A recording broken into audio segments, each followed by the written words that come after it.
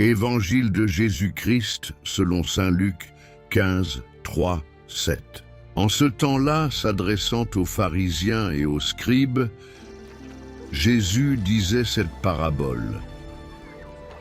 Quel homme d'entre vous, s'il a 100 brebis, et qu'il en perde une, ne laisse les 99 autres dans le désert pour aller après celle qui est perdue jusqu'à ce qu'il la retrouve?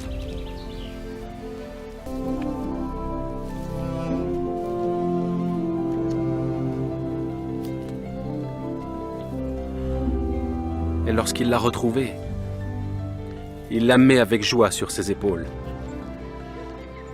Et de retour à la maison, il appelle ses amis et ses voisins, et il leur dit « Réjouissez-vous avec moi, car j'ai retrouvé ma brebis qui était perdue. » De même, je vous le dis, il y aura plus de joie dans le ciel pour un seul pécheur qui se repent que pour 99 justes qui n'ont pas besoin de repentance. Acclamons la parole de Dieu. Merci à vous de nous soutenir à évangéliser. La joie de Dieu pour celui qui revient à lui, frères et sœurs.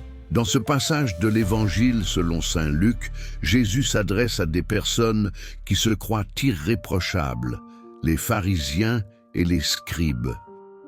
Il critique Jésus parce qu'il accueille des pécheurs et mange avec eux. Et Jésus leur répond par cette parabole bouleversante, celle de la brebis perdue. Imaginez, un berger a 100 brebis, il en perd une. Ce n'est qu'une seule sur 100. Peut-être certains diraient, ce n'est pas grave, il m'en reste 99. Mais ce berger, qui est l'image même de Dieu, ne raisonne pas en comptable, il agit en père. Il aime chaque brebis comme unique et irremplaçable. Alors, il laisse les 99, non pas parce qu'elles ne comptent pas, mais parce qu'elles sont en sécurité. Et il part à la recherche de celle qui est perdue, celle qui s'est égarée, celle qui ne sait plus comment revenir. Et ce qui est magnifique, c'est la joie du berger quand il retrouve cette brebis. Il ne la gronde pas, il ne lui fait pas la morale. Il la porte sur ses épaules, tout joyeux, et il fait une fête. Il invite ses amis, ses voisins pour célébrer. Réjouissez-vous avec moi car j'ai retrouvé ma brebis perdue.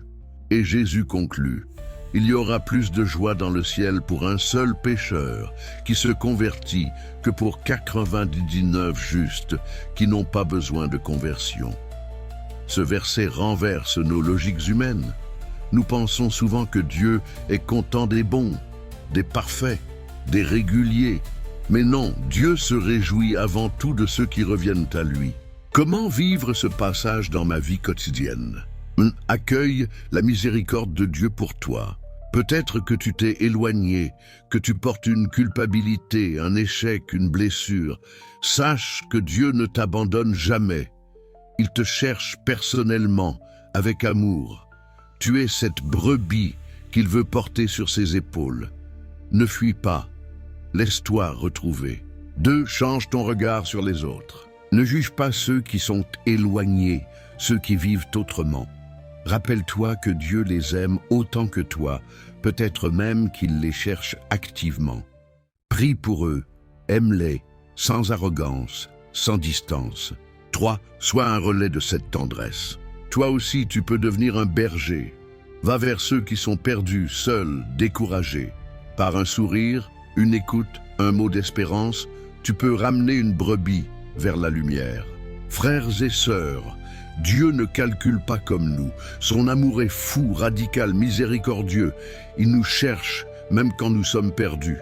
Aujourd'hui, si tu te sens loin, laisse-toi retrouver. Et si tu es en paix, alors deviens un messager de cette joie divine. Parce qu'au ciel, une seule conversion, un seul retour, suffit à faire éclater une fête immense.